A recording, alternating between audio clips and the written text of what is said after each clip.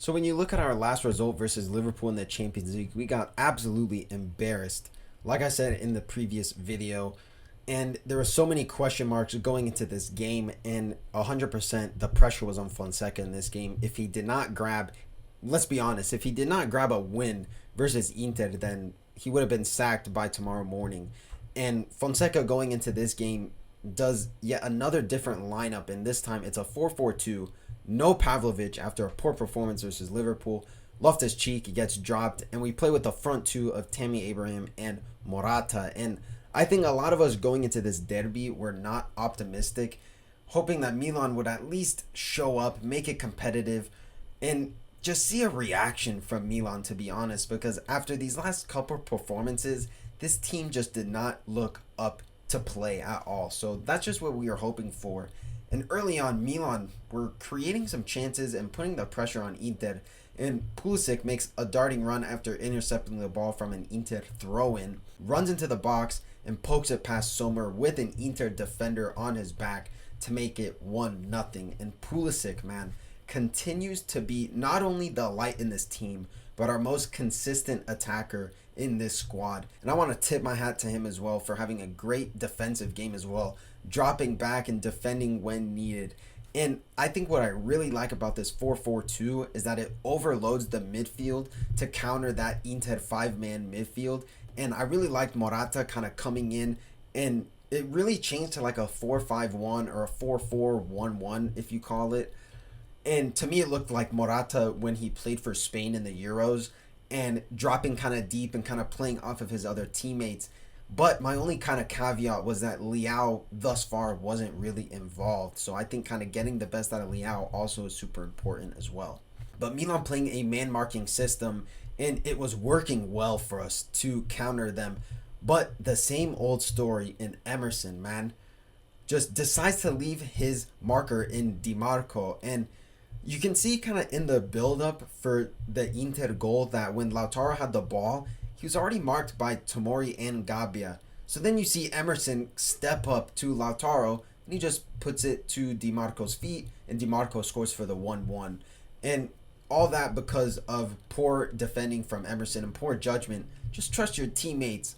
So as the first half kind of comes to a close, Magnon, who was in doubt for this game after getting a knock versus Liverpool, made some top-class saves and one from that Thuram shot to keep it level going into halftime. And we saw that even when Inter were under pressure, they remained calm. And while Milan at times looked erratic when defending, the main question was going into that next half was that do Milan go all out and attack and try to grab another goal, or do we kind of be a little bit conservative and sit back and hit Inter on the counterattack? But out of the gate, we saw Milan being threatening with a power header from Leao, which was unfortunate not to go in. But Milan making the most of chances, but Sommer coming up big and making some big saves. But Leao really should be putting some of these chances away, especially that one off of that great counterattack. Milan just kept putting pressure on Inter, and the second half was really just all that. And it was a great pass from Reinders, who kind of played it into space, but Tammy shanked it wide, unfortunately. And again, this scoreline could have been a lot worse than what it was if we really put away some of these chances. But Milan kept going and going and putting the pressure on Inter. And with that, we took our chance from a set piece later on, and who other than the boy from Milan, Matteo Gabbia, to score the winning goal for the streak to get snapped. And this guy is like an enigma, showing up when needed, and what more to do so than score the winning goal in a derby. And he had a great performance as well, constantly, and in the biggest game of the year for sure. And this is just a great sign of things to come. And I think Gabbia really has a case to be a starter in this team, whether you want Tomori to be out or Pavlovic. And really, it should be maybe Pavlovic on that right-hand side who kind of plays right back or whoever. I think just defensively, Gabbia makes a case for himself to be a starter in this team. And kind of overviewing the game, I think this was hands down the reaction that all of us fans wanted. And what a way to do it in a derby with our backs against the wall, with so much pressure on not only the team, but Fonseca. And I want to tip my hat to Fonseca because I feel like I've been backing him this season, and I feel like he deserved the time to really get this Milan team clicking and kind of playing the way that he wants. And I think he's finally found a system.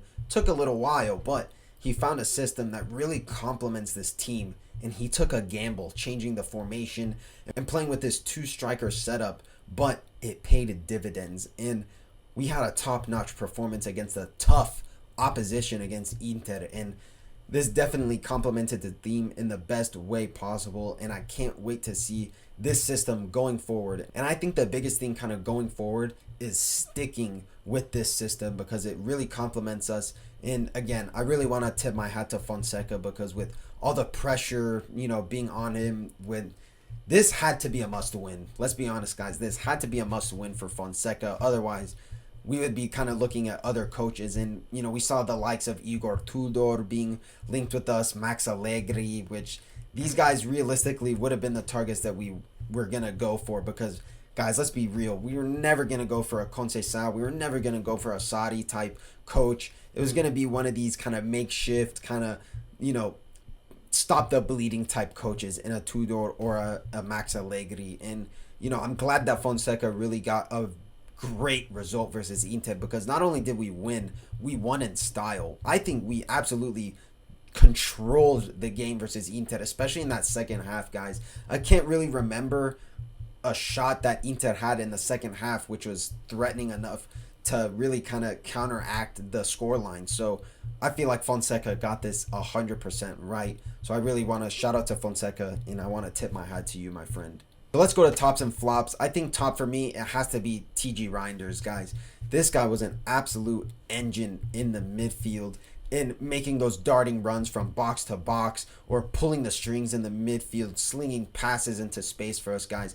And he got the winning assist. So I think with a great performance from minute 1 to minute 90, I think it was 100% deserved that not only he got man of the match, but in this video, he got top of the match as well. But I want to give a special shout out to Pulisic as well, because like I said earlier, not only is he the most consistent attacker on the team, defensively as well, he does a job in kind of helping out Emerson, which, let's be honest, guys, Emerson needs the help back there. So Pulisic, I want to tip my hat to you as well. But speaking of Emerson, no shock that he's going to be the flop for this game because he did make that mistake in the first half, letting his marker DiMarco go. So flop of the match is going to be Emerson. So let's preview our next game in the Serie A, and we host Lecce in the San Siro. And with how great that we played in the derby, I think we have to continue this form, and I think that we can most definitely pull off a win. And I'll predict a 3-0 win for us because of how great that we played in the derby.